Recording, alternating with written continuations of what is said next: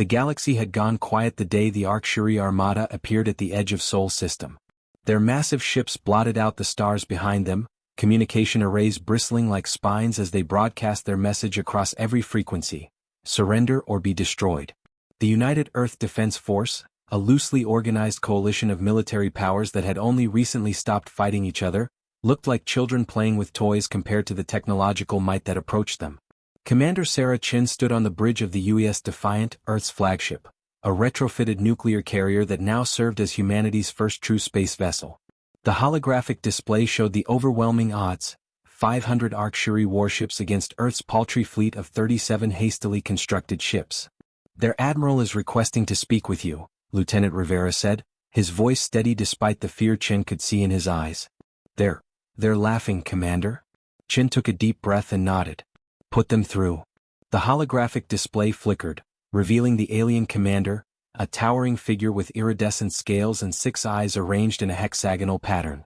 Each eye seemed to blink independently as it regarded Chin with what could only be described as amusement. "This is what Earth sends to defend itself?" The translation came through in a metallic voice. "We've conquered 16 systems, assimilated 32 species. Your primitive vessels wouldn't last 10 seconds against even our smallest scout ship." Chin didn't flinch. "This is Commander Chin of Earth. We don't want war, but we will defend our home." The alien commander, Supreme Admiral Vexlar according to the translator, made a sound that resembled grinding gears. The crew realized it was laughter. "Your species hasn't even achieved unified governance," Vexlar said. "Our intelligence shows you still fight amongst yourselves over resources and ideology. What hope do divided primates have against the Arcturi collective?" The transmission ended abruptly. Chin turned to her command staff, all watching her with expressions ranging from terror to grim determination. "They've studied our technology, our weapons, our ships," she said quietly. "But they haven't studied us. Not really." 3 days later, the first Arcturi landing craft touched down in the Gobi Desert. Earth governments had agreed this would be the battleground, sparsely populated, but with enough strategic value to make the aliens believe humans would defend it desperately. And defend it they did, but not in the way the Arcturi expected. Captain Thomas Jackson led his Special Forces team through the underground tunnel network that had been hastily constructed in the weeks following the first alien contact. The Arcturi had landed exactly where intelligence said they would: predictable, methodical, and completely unaware of the trap they were walking into. "Remember," Jackson whispered to his team, a mix of former Navy SEALs, Spetsnaz, SAS and other elite fighters from around the world, "their armor is impenetrable to conventional weapons, but their joints are vulnerable. They've never faced guerrilla warfare before." The Arcturi deployed in perfect formation, their biomechanical armor gleaming in the desert sun as they marched with precision toward what their scanners indicated was a human military installation. What their scanners couldn't detect was the network of tunnels beneath their feet, or the fact that the installation was largely holographic. The first sign that something was wrong came when Private Anna Kowalski detonated the sand traps. Hundreds of Arcturi soldiers suddenly found themselves sinking into quicksand-like pits. Their disciplined formation immediately broke as they struggled against the trap. "Now," Jackson ordered through his comm. From hidden positions all around the perimeter, human snipers equipped with specially designed ammunition targeted the disoriented aliens. The rounds weren't powerful enough to penetrate their armor plating, but they didn't need to be. Each bullet contained a specialized corrosive that hissed and bubbled when it made contact with the aliens' breathing apparatus, their one vulnerable point. On the Arcturi command ship, Supreme Admiral Vexlar received the distress signal from the ground forces with disbelief. "Impossible," he hissed, all 6 eyes blinking rapidly in what his species recognized as extreme agitation. "Their weapons are primitive. Their tactics should be predictable." His second-in-command approached cautiously. "Supreme Admiral, the humans are not fighting as our simulations predicted. They're using the terrain against us. They're adapting. They're animals." Vexlar roared. "Send in the second wave. Full tactical support." On Earth, the battle in the Gobi was just the beginning. While the Arcturi focused their attention there, small teams of humans launched daring raids on their smaller ships in orbit. They didn't try to destroy the vessels, that would have been impossible. Instead, they boarded them, using the aliens' own confidence against them. Lieutenant Sofia Petrova led one such team, infiltrating an Arcturi science vessel that hovered in low Earth orbit. The aliens had minimal security inside their ships. Why would they need it when no species had ever dared to board an Arcturi vessel before? They think in straight lines, Petrova told her team as they moved silently through the curved corridors. They expect frontal assaults, declarations of intent. They don't understand deception or misdirection. The team planted quantum disruptors throughout the ship, devices that wouldn't destroy the vessel but would render its advanced technology temporarily useless. As they prepared to exit, they encountered an Orcs scientist. The alien reached for an alarm, but Petrova was faster, using a neural disruptor that targeted the specific brainwave patterns of the Orcs. The alien froze, then collapsed. It wasn't dead. Humans had unanimously agreed that despite the invasion, they would not resort to unnecessary killing, but it would remain unconscious long enough for the team to complete their mission. Back in the Gobi, Captain Jackson's forces had withdrawn into their tunnels, leaving the Orcs to secure what they thought was a victory. The aliens established a forward operating base, bringing in their most advanced weapons and technology, confident that the primitive humans had been driven back. They didn't realize that Jackson's retreat was strategic, drawing the Orcs deeper into human territory, stretching their supply lines, and making them increasingly dependent on their technology that was about to fail spectacularly. Commander Chin watched from the UES Defiant as Lieutenant Petrova's team, along with a dozen others, completed their missions. At precisely 0300 hours GMT, every quantum disruptor activated simultaneously. Across Earth's orbit and on the surface, Orcs ships and equipment suddenly went dark. Their communications failed, their weapon systems crashed, and their biomechanical armor locked up, trapping many soldiers inside their own protective gear. All units, Chin broadcast on the secure human frequency, Operation Trojan Horse is a go. I repeat, Trojan Horse is a go. As the message went out, thousands of human fighters emerged from hiding places all around the globe, targeting the now vulnerable Orcs forces. They had studied the aliens, learned their weaknesses, and prepared accordingly. In the vacuum of space above Earth, Supreme Admiral Vexlar watched in horror as ship after ship went dark, his mighty armada suddenly transformed into floating hulks of useless metal. How? He demanded of no one in particular. How could they do this? They're just humans. His second-in-command, looking at the tactical display showing the rapidly deteriorating situation, finally understood what they were facing. That, he said quietly, is precisely why they're winning. The Orcs had never retreated in their 1,000-year expansion across the stars. Their military doctrine didn't even have a word for it. The closest concept in their language translated roughly to strategic reposition for overwhelming force application, a phrase that Supreme Admiral Vexlar found himself reluctantly considering for the first time in his 3-century career. Status report, he demanded, his voice carrying a harmonic tremor that his subordinates recognized as barely controlled rage. 37% of our fleet is experiencing complete systems failure, his tactical officer responded. Another 42% report partial outages. Ground forces are cut off from orbital support, and we've lost contact with our forward base in the Earth region designated Gobi. Vexlar's outer membrane flushed a deep crimson, a physiological response he couldn't control. The color rippled across his scaled skin as he processed the unthinkable. His magnificent armada, the pride of the collective, crippled by creatures who had only achieved rudimentary spaceflight. How long until systems are restored? He asked. The science officer approached, her movements hesitant. Unknown, Supreme Admiral. The humans have deployed technology we've never encountered. It's not damaging our systems, it's temporarily disrupting the quantum coherence of our tech. Our self-repair protocols can't address what isn't technically broken. On Earth, Commander Chen wasn't celebrating yet. The quantum disruptors were effective but temporary. Earth forces had perhaps 18 hours before the Orcs tech came back online, and when it did, the aliens would be furious. We've bloodied their nose, she told the assembled military leaders on the secure video conference. But we haven't won this fight. Not by a long shot. General William Hayes of the North American Alliance nodded grimly.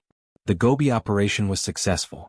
Captain Jackson reports over 200 Orcs heavy weapons captured. His teams are already working to understand and potentially repurpose them. The orbital raids? Chen asked. Admiral Tanaka of the Pacific Coalition leaned forward. 17 successful boarding actions. Lieutenant Petrova's team recovered what appears to be a complete database from their science vessel before scuttling their own ship to cover their tracks. Our tech teams are working to decrypt it now. Chen studied the global tactical display. The situation had improved dramatically in the past 12 hours, but Earth remained drastically outgunned. Even with the temporary advantage, humanity couldn't hope to defeat the Arc-Shuri in direct combat. We never expected to win through force, she reminded them. Our strategy remains unchanged. We need to make this invasion so costly, so frustrating, that they choose to leave. In the tunnels beneath the Gobi, Captain Jackson watched as his engineers worked to understand the alien weaponry.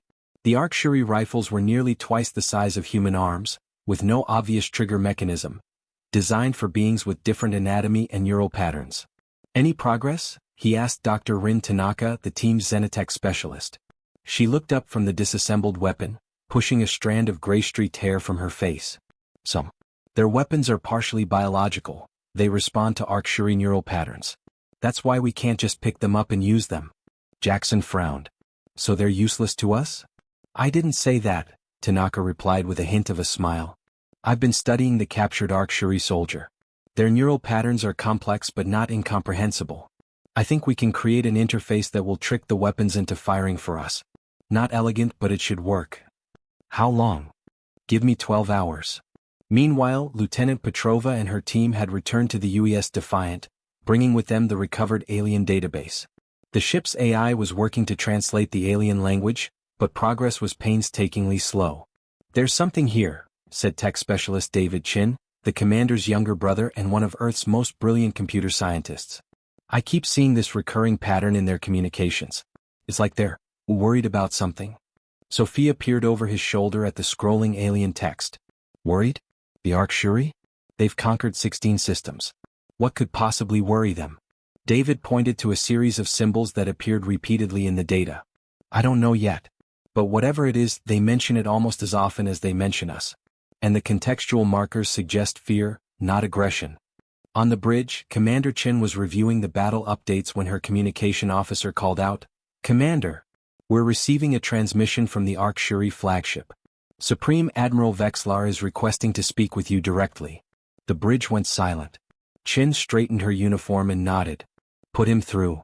The holographic display flickered to life, showing the alien commander. His scales had darkened to a deep burgundy color, and his 6 eyes seemed to pulse with barely contained fury. Commander Chin, the translation came through. Your tactics are unexpected. Thank you, Chin replied simply. It was not a compliment, Vexlar hissed. You fight without honor. You refuse direct confrontation. You use deception and trickery instead of facing us in proper combat. Chin allowed herself a small smile. We're fighting to survive, Admiral. We use the tools available to us. Your resistance is futile, Vexlar continued. Your primitive tricks have bought you time, nothing more. When our systems restore, we will rain such destruction upon your world that nothing will remain but ash. Instead of showing fear, Chin leaned forward. I have a question, Admiral. What are the Nexari? The effect was immediate and shocking. All 6 of Vexlar's eyes widened simultaneously, and his scales paled to an ashen gray. The transmission cut abruptly. Chin turned to find her brother standing behind her. How did you know about the Nexari? David asked. I didn't, she admitted. But I saw the word repeating in your preliminary translation. Thought I'd see what happened if I mentioned it. She looked back at the now empty display. I'd say we hit a nerve. In the Gobi Desert, the Arc-Shuri troops who weren't immobilized by their malfunctioning armor were attempting to establish a defensive perimeter.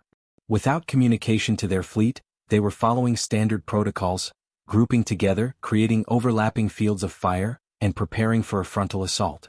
Captain Jackson watched them through high-powered binoculars from his hidden position 3 kilometers away.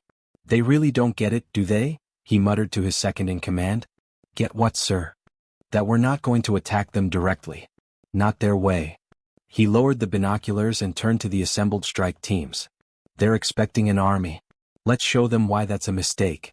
As darkness fell over the desert, small 5-person teams moved silently toward the alien encampment. They carried no heavy weapons, no tanks or artillery, just specialized equipment designed for a very specific purpose: chaos. In her quarters aboard the Defiant, Commander Chen couldn't sleep. The data they'd recovered was proving to be more valuable than she'd hoped, but it also painted a disturbing picture. The Arc-Shuri weren't just conquerors, they were running from something. Something called the Nexari.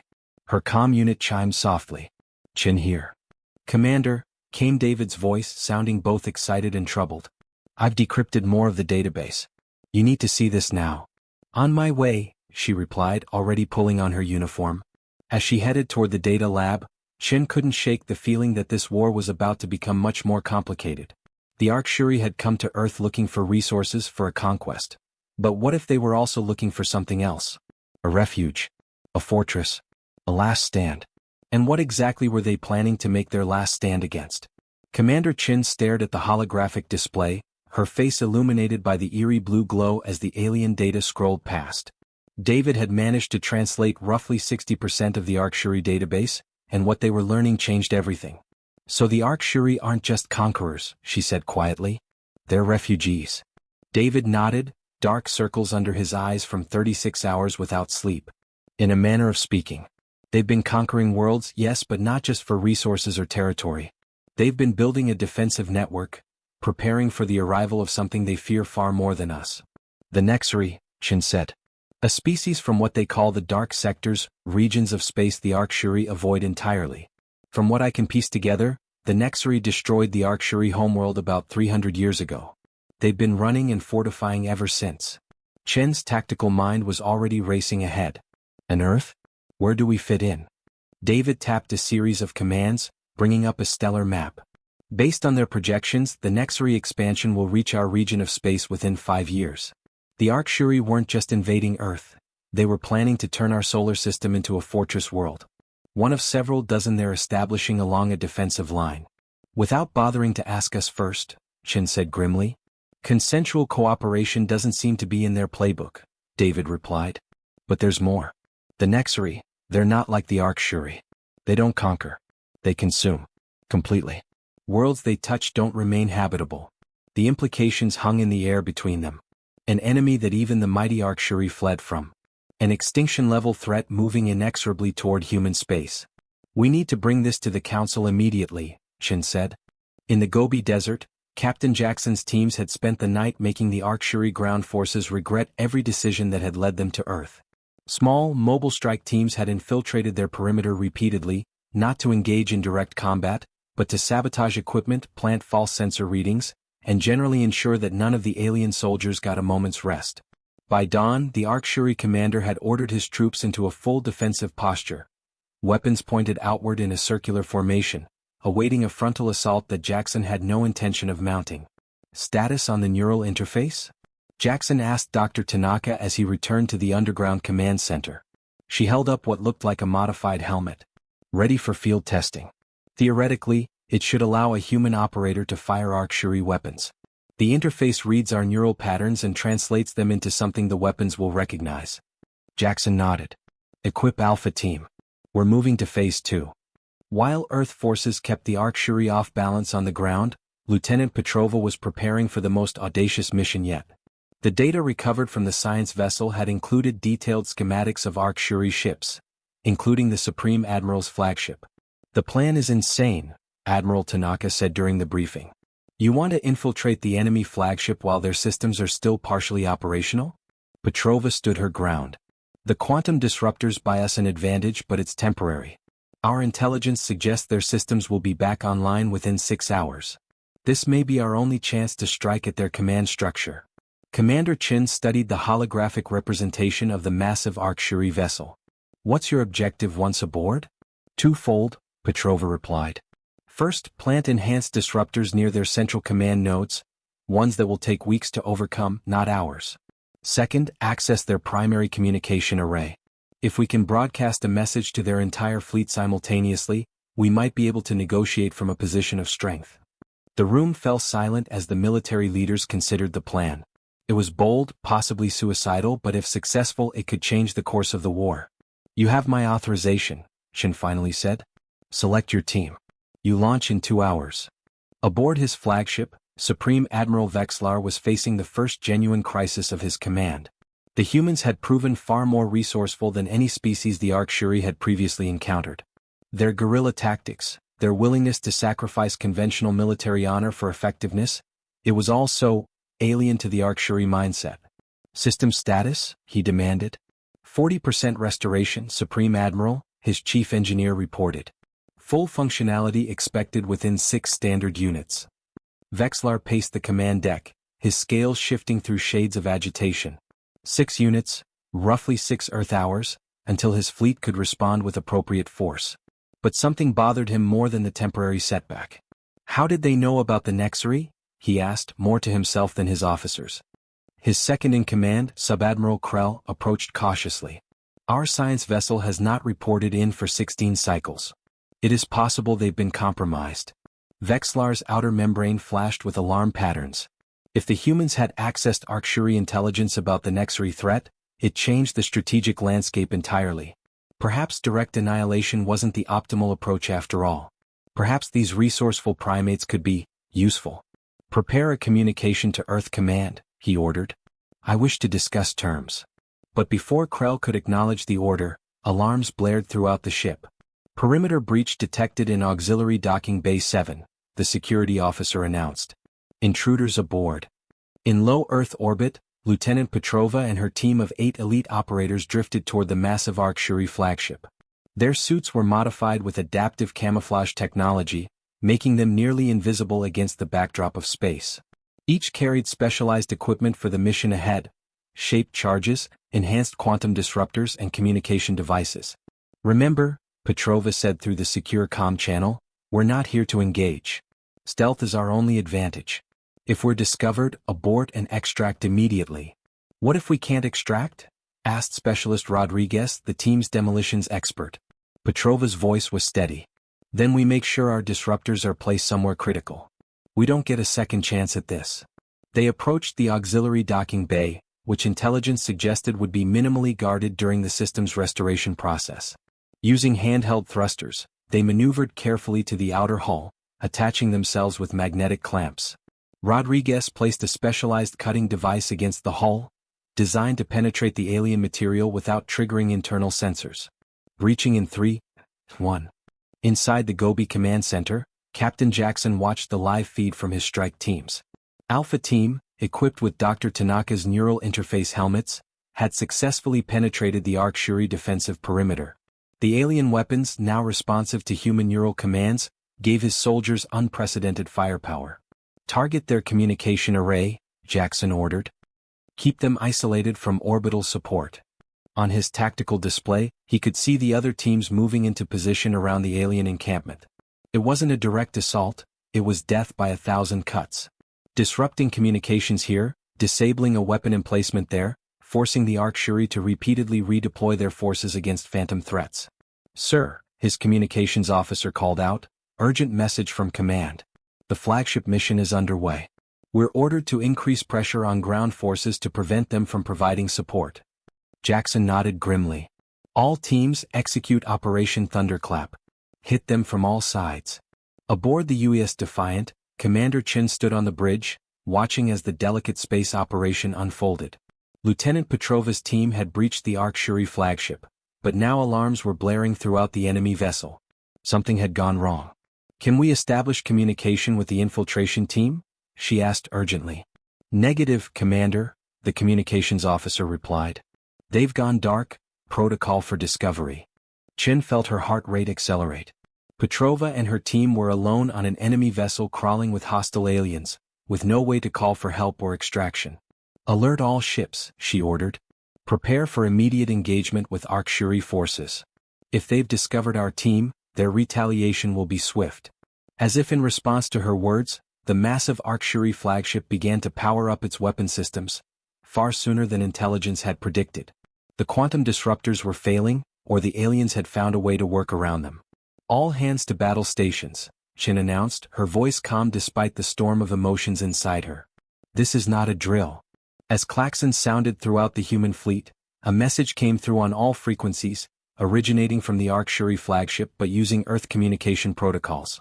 Commander Chin, came Lieutenant Petrova's voice, strained but resolute. We've reached the central communication array.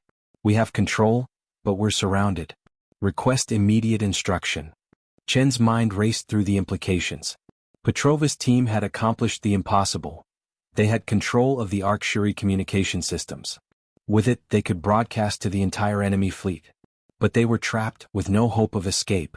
Hold your position, Chin ordered. Stand by for transmission code. David Chin approached his sister, understanding in his eyes. You're going to tell them about the Nexary. Use it as leverage. Chen nodded. It's time the Arc-Shuri understood that humans don't just fight differently, we think differently too. Sometimes the best way to defeat an enemy is to make them an ally, David finished. Outside the Defiance viewports, the Arc-Shuri fleet was powering up, weapon systems coming online one by one. Earth's small defensive fleet was hopelessly outmatched in firepower. They had minutes, perhaps seconds, before the alien armada opened fire and reduced humanity's last hope to drifting debris. Everything hinged on what happened next aboard the Arc-Shuri flagship. Commander Chen's fingers hovered over the console as she prepared to transmit the message that might save Earth, or doom it entirely. The Arc-Shuri fleet hung in space before them, weapons powering up one by one, like predatory eyes opening in the darkness. "Transmission ready, Commander," David said, his voice tight with tension. Chen took a deep breath. "Lieutenant Petrova, prepare to broadcast on my mark." But before she could give the order, the Defiant shuddered violently. Warning lights flashed across the bridge as the tactical officer called out, multiple new signatures detected. Unknown vessels emerging from faster-than-light travel. Chen's eyes darted to the tactical display, expecting to see Arc-Shuri reinforcements. Instead, what materialized sent ice through her veins. 7 massive ships, each easily 3 times the size of the Arc-Shuri flagship, had appeared at the edge of the system. Their design was utterly alien, not the sleek, predatory lines of Arc-Shuri craft, but something organic and unsettling like massive skeletal hands reaching through space. "What are we looking at?" Chen demanded. David was already frantically searching through the Arc-Shuri database. His face went pale. "Oh God. Commander, it's them. The Nexri. They're here." "That's impossible," Chen whispered. "Your translation said 5 years." "The data must have been wrong," David interrupted, his voice hollow with shock. "Or deliberately falsified. They're here now." Aboard the Arc-Shuri flagship, Lieutenant Petrova and her team watched through viewport slits as the new vessels appeared. The reaction among the Arc-Shuri was immediate and visceral. The aliens who had been moving to capture the human infiltrators suddenly abandoned their pursuit, scales flashing with patterns that needed no translation. Terror. "Command, are you seeing this?" Petrova asked over the comm link. "The Arc-Shuri are in complete disarray." "Stand by, Lieutenant," came Chen's tense reply. "The situation has evolved." On the Arc-Shuri command deck, Supreme Admiral Vexlar stared at the tactical display in disbelief. His 6 eyes pulsed rapidly, membranes retracting fully, the Arc-Shuri physiological response to existential threat. "Nexri vessels confirmed," his tactical officer announced unnecessarily. 7 world killers. They're deploying harvester swarms. Vexlar's mind raced. The Nexri were here, centuries ahead of projections. Earth wasn't ready. The defensive network wasn't complete. Nothing was ready. "All vessels, battle formation sundering shield," he ordered, his voice steady despite his terror. "Priority target, harvester swarms. Protect the human world." His officers stared at him in shock. "Protect? The humans, Supreme Admiral?" "If Earth falls, we all fall," Vexlar replied grimly. "The Nexri must not claim this system. Execute my orders."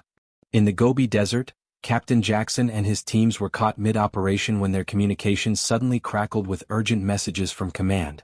The Arc-Shuri forces they'd been harassing abruptly changed posture, withdrawing from engagement and reorganizing into defensive formations. "What the hell is happening?" Jackson demanded, watching through binoculars as the alien troops that had been hunting them moments ago now turned their attention skyward.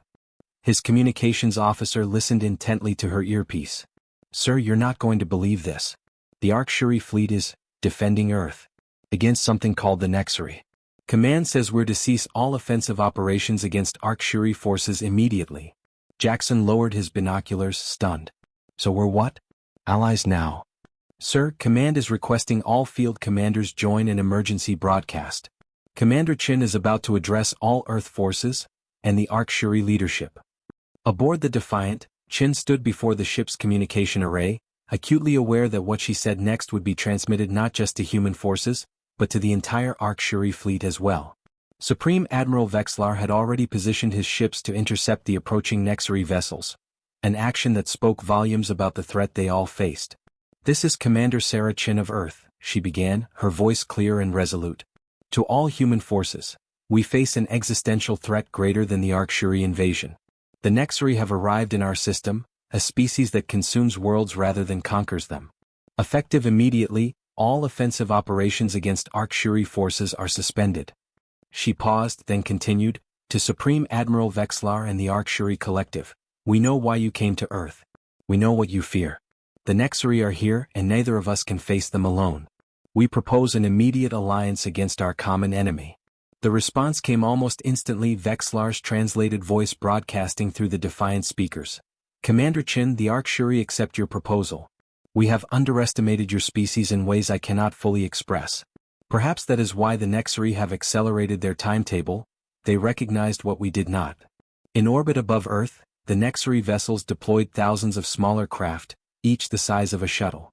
They moved with unsettling coordination, like swarms of insects, heading toward both the Arc-Shuri fleet and Earth itself. What are those? Chin asked David, who was frantically analyzing the new data. Based on Arc-Shuri records, they're harvester drones, he explained. The Nexari send them ahead to gather biological and technological samples before full consumption begins. They're testing our defenses. Lieutenant Petrova's voice came through the comms. Commander, the Arc-Shuri are clearing their central command deck. They're inviting us to join them. Their tactical officers are offering to coordinate defense with us. Chin made a split-second decision. Accept their offer. Work with them to coordinate our response. The bridge crew stared at her in disbelief. Just hours ago they had been fighting for their lives against the Arc-Shuri. Now they were contemplating a joint defense. Look at the tactical display, Chin said, gesturing to the holographic map showing the 7 massive Nexari vessels and their swarms of harvesters approaching Earth. That is extinction coming for us all. Right now, I don't care if our allies have scales or tentacles or 6 eyes.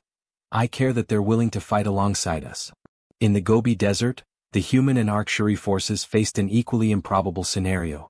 Captain Jackson found himself standing across from the Arc-Shuri ground commander, a towering figure with iridescent scales and ceremonial armor that marked him as a high-ranking battle leader. Your Commander Chin speaks with wisdom, the alien said through a translator device. The Nexari do not distinguish between our species. They consume all. Jackson sized up the alien commander. So what do you propose? Your guerrilla tactics, the Arc-Shuri said, surprising Jackson. They were effective against us. The Nexari expect direct engagement.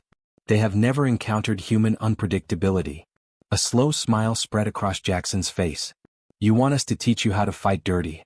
I want us to survive, the Arc-Shuri commander replied simply.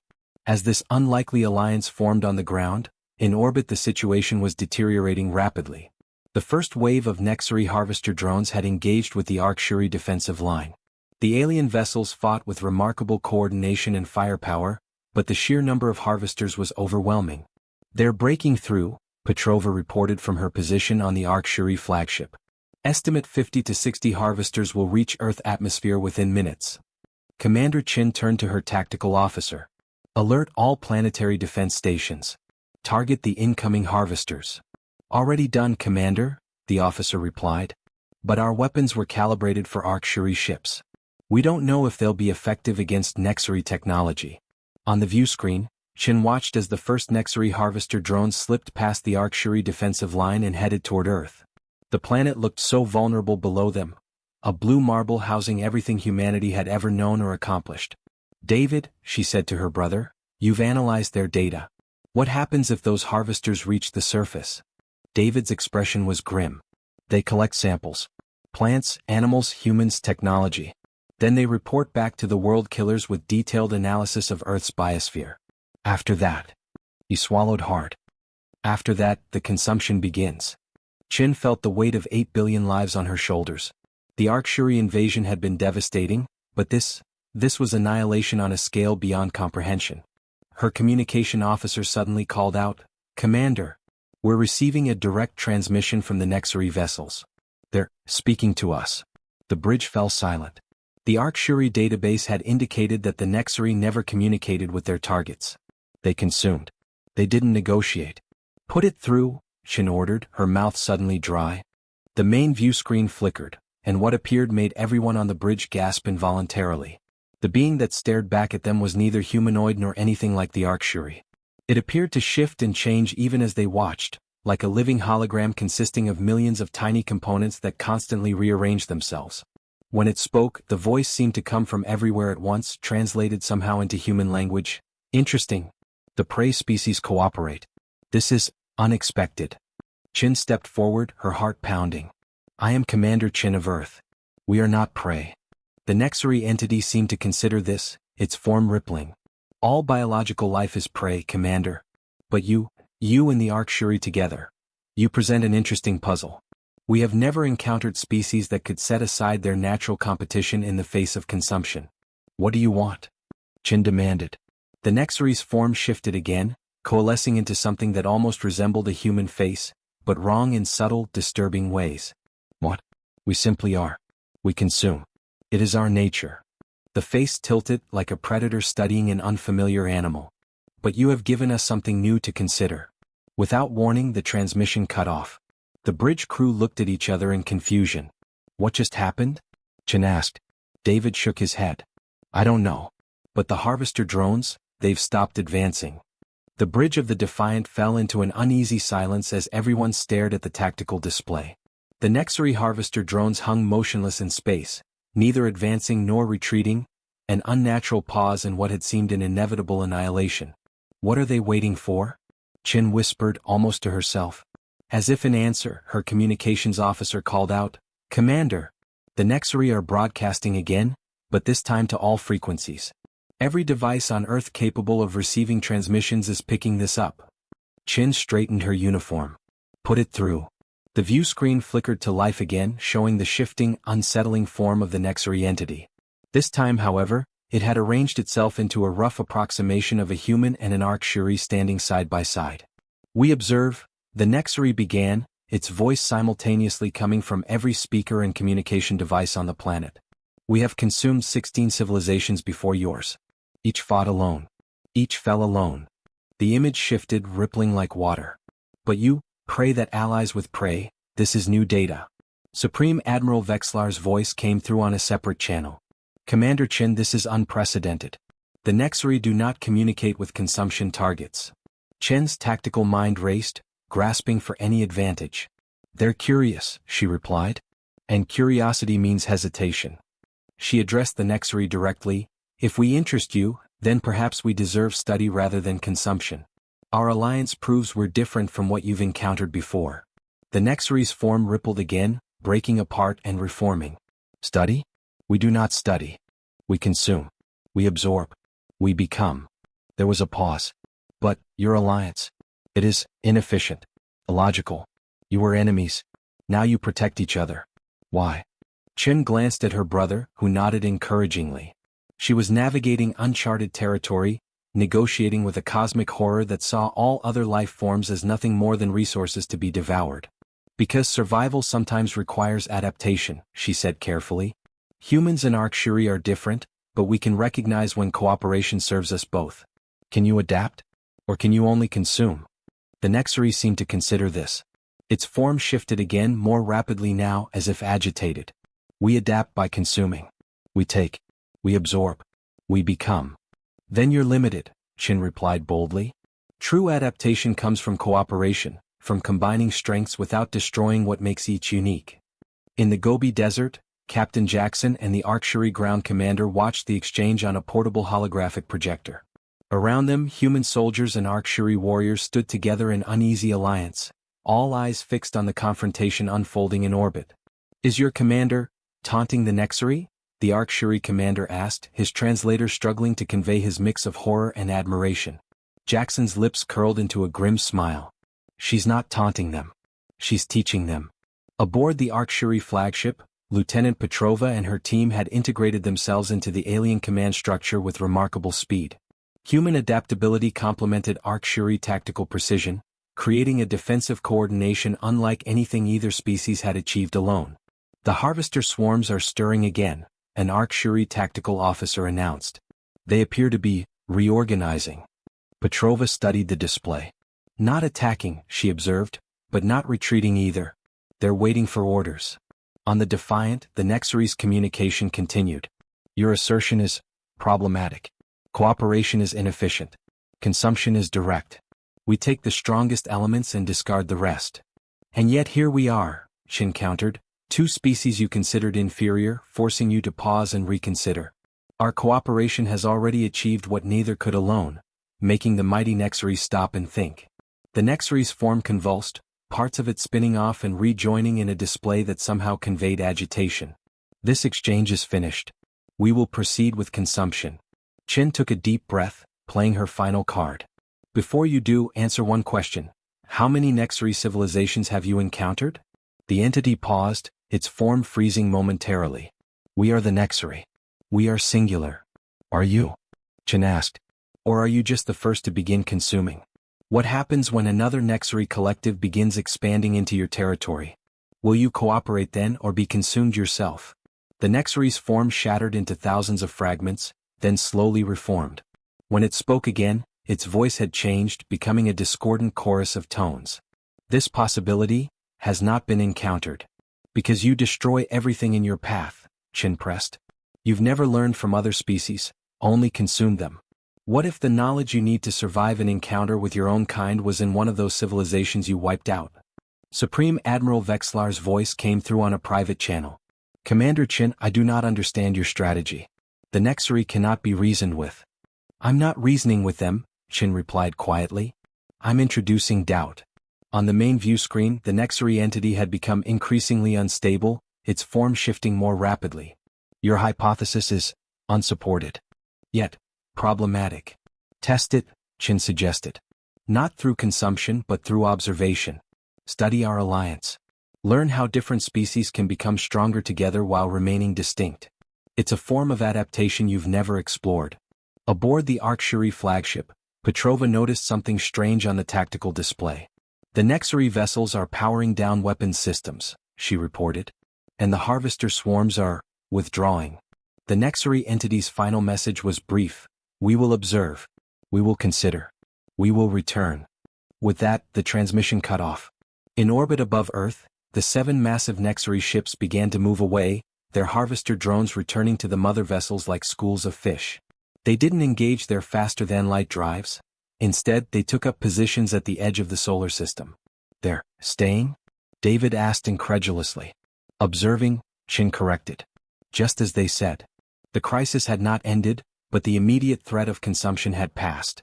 Chin turned to address her bridge crew, acutely aware that this moment would be remembered in human history for generations to come. Send word to all Earth forces, she ordered. The Nexarii have withdrawn temporarily. Maintain defense positions and coordinate with HFY allies. Supreme Admiral Vexlar requested a direct communication link. When his image appeared on the screen, his scales had shifted to a deep blue, a color Chin hadn't seen before. Commander Chin, the HFY leader began, his 6 eyes fixed intently on her. My species has conquered worlds across 16 systems. We have subjugated dozens of civilizations. Yet none have done what Earth has accomplished today. Chin met his gaze steadily. And what is that, Admiral? You have taught the Nexarii doubt, Vexlar replied. And you have taught the HFY respect. 3 months later, the situation had evolved in ways no one could have predicted. The Nexarii remained at the edge of the solar system, silent observers of the unprecedented alliance forming between humans and HFY. On Earth, the integration of the two civilizations proceeded with remarkable speed, driven by the shared threat looming just beyond Neptune's orbit. In a newly constructed joint command center built into the side of Mount Fuji, Commander Chin studied the latest defense plans with Supreme Admiral Vexlar. What had begun as an emergency alliance was evolving into something more permanent. The neural interface technology has been successfully adapted to all Earth military units, Chin reported. Our soldiers can now operate HFY weapons systems at 90% efficiency. Vexlar nodded, a human gesture he had adopted. And our engineers have incorporated human adaptive algorithms into our fleet defense systems. The unpredictability factor has increased shield effectiveness by 63%. Chin allowed herself a small smile. Not bad for divided primates. The HFY leader's scales flushed a light purple. What Chin had come to recognize as their equivalent of embarrassment. I regret my initial assessment of your species, Commander. You weren't wrong about us being divided, Chin acknowledged. But you missed that our divisions make us stronger, not weaker. We debate, we argue, we consider alternatives, and that creates flexibility that the HFY collective never developed. Vexlar was silent for a moment. The unified mind is efficient but predictable. The Nexari exploited this when they destroyed our homeworld. They anticipated every response. Which is why they're still watching us, Chin said. We've shown them something they've never seen before, two radically different species choosing to work together rather than consume or conquer one another. Their conversation was interrupted by an urgent communication. Captain Jackson's face appeared on the holographic display, his expression grave. Commander, we're detecting unusual activity from the Nexari fleet. They're broadcasting a message. Chin and Vexlar exchanged alarmed glances. Put it through, they said simultaneously. The display changed to show a Nexari entity but different from before. This one had stabilized its form into a more consistent shape, a symmetrical pattern that incorporated elements of both human and Arcturi physiology. We have observed, it began, its voice more singular than the discordant chorus they had heard before. We have considered. We have adapted. The entity paused. A second Nexari collective approaches from the galactic rim. They consume. We choose alliance. Chin and Vexlar stared at the display in stunned silence. The implications were staggering. A faction of the Nexari, inspired by the human Arcturi alliance, was proposing to join them against another Nexari collective. The impossible has happened twice, Vexlar said quietly. First when my people stood with yours. And now? Now the consumers want to cooperate, Chin finished. As the Nexari entity awaited their response, Chin couldn't help but reflect on how quickly everything had changed. 3 months ago, Earth had faced annihilation from the Arcturi. Then annihilation from the Nexari. Now they stood at the threshold of an alliance that spanned 3 profoundly different species. The galaxy was about to discover what humans had always known in their hearts. Sometimes the greatest strength isn't in the power of your weapons or the size of your fleet. Sometimes, it's in your ability to turn an enemy into an ally, to find common ground where none seemed possible, and to face impossible odds with the uniquely human blend of determination, adaptability, and hope. They had laughed at Earth's army until they realized it had human soldiers. Now no one was laughing anymore. The Alliance chamber fell silent as Commander Chin and Supreme Admiral Vexlar considered the Nexari's unprecedented proposal. The entity waited, its form now stable in that strange hybrid shape that somehow incorporated aspects of both allied species. What guarantee do we have that this isn't a strategy to infiltrate our defenses? Vexlar asked, his tactical mind naturally suspicious after centuries of conflict. The Nexari entity shifted slightly. No guarantee. Only necessity. The approaching collective is larger. They will consume us as they would consume you. Alone we all perish. Together.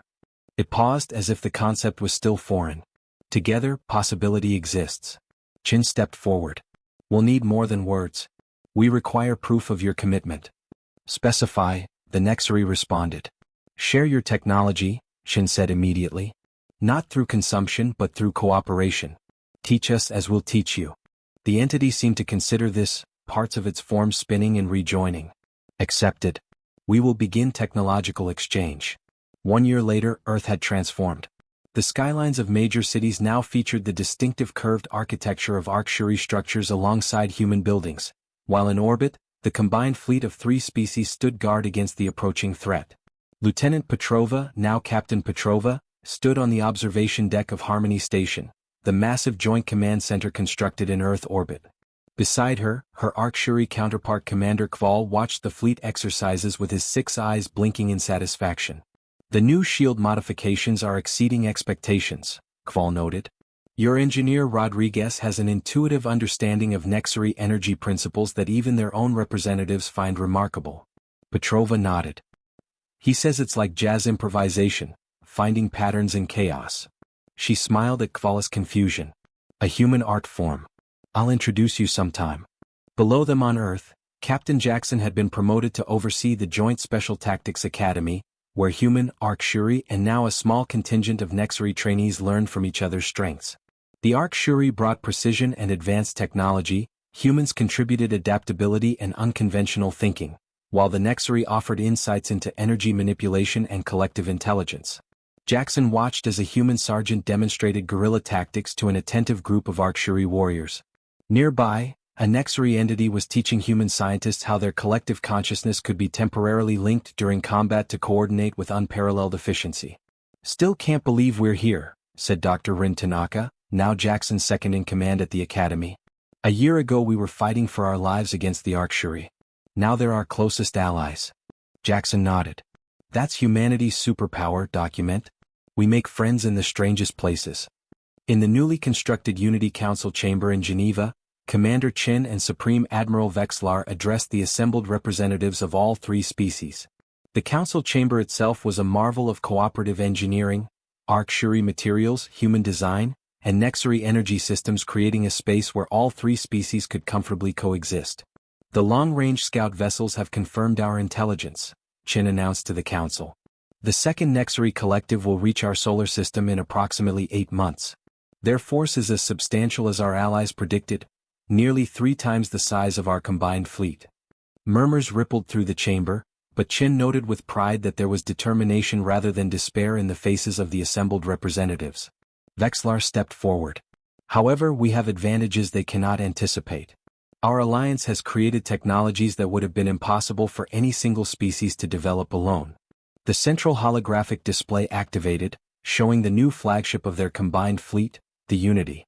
Twice the size of any previous vessel, it incorporated the best elements of all three civilizations: the versatile adaptability of human engineering, the precision and power of Arcturi weapons systems, and the energy manipulation capabilities of Nexari technology.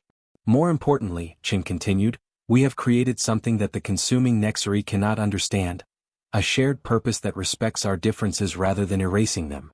David Chin, now heading the Joint Intelligence Division, presented the latest strategic assessment. Our Nexari allies have provided insights into the psychology of the approaching collective. Like all Nexari before our alliance, they cannot conceive of cooperation without consumption. This blind spot will be our greatest advantage. As the council session ended, Chin found herself walking through the memorial garden that had been planted outside the chamber. Stone monuments honored those from all three species who had fallen during the initial conflicts and subsequent pirate raids by rogue Arcturi who rejected the alliance. She paused at a particular memorial that bore the names of 3 pilots, 1 human, 1 Arcturi, and 1 Nexari, who had sacrificed themselves to save a colony ship during the first joint defense operation. Their sacrifice had become a powerful symbol of the alliance's strength. Finding meaning in these quiet moments, Commander? Chin turned to find Supreme Admiral Vexlar approaching, his scales a calm blue that she had come to recognize as his contemplative mood. Just remembering how far we've come, she replied, and wondering if we have far enough to go to face what's coming. Vexlar's outer membrane rippled slightly, an Arcturi expression of thoughtful agreement. I had a conversation with one of your historians yesterday. He used a term I found compelling: necessity mothering invention. Chin smiled. Necessity is the mother of invention. Yes, that was it. He suggested that throughout human history, your greatest advances came when survival required them. The same is true for the Arcturi, though we would never have phrased it so colorfully. And now necessity has brought 3 enemies together to create something entirely new, Chin observed. Their conversation was interrupted by an urgent communication. David's voice came through Chen's comlink. Commander, you're needed in the command center immediately. We've detected unusual activity from the approaching Nexari collective. In the command center, screens displayed the long-range sensor data. The massive approaching Nexari fleet had suddenly changed course. They've altered their trajectory, David explained. They're no longer heading directly for our solar system. Based on their new vector, they appear to be avoiding us entirely. Avoiding? Vexlar's scales flashed with surprise patterns. The Nexari never avoid. They consume. The Alliance Nexari representative, who had taken the name Observer in honor of its role, moved forward. Its form had continued to evolve over the past year, becoming more defined while retaining its fluid nature. They have received our transmission, Observer stated. The evidence of our alliance. The technological advances we have made together. They are uncertain. We've done to them what we did to you, Chin realized. Introduced doubt. Yes, Observer confirmed. They cannot comprehend an alliance of equals. The concept creates system errors in their collective thinking. They require time to process, to adapt. The implications spread through the command center like a wave. The approaching armada, which had threatened to dwarf even their combined defenses, was choosing to bypass Earth entirely rather than face something they couldn't understand. So we've won? Someone asked. Without firing a shot? Not one, Chin corrected. Not yet. But we've earned time. Time to grow stronger together. 5 years passed. The Unity Council had expanded to include representatives from 2 other species who had sought protection within the Alliance. The approaching Nexari collective had maintained its distance, occasionally sending observer vessels that remained at the edges of the solar system, watching, learning, but never engaging. Earth had flourished under the Alliance. Arcshuri environmental technology had helped reverse climate change, while Nexari energy systems had eliminated scarcity of resources. Humans, in turn, had taught their allies art, music, literature, the cultural expressions that neither species had developed in their single-minded focus on conquest or consumption. Commander Chin, now Admiral Chin, stood on the bridge of the Unity as it prepared for its maiden voyage beyond the solar system. Around her, a crew comprised of all Alliance species worked together with the seamless coordination that once would have seemed impossible. "Course laid in, Admiral," reported her navigation officer, an Arcshuri whose scales now bore the blue and gold patterns of Earth's united fleet.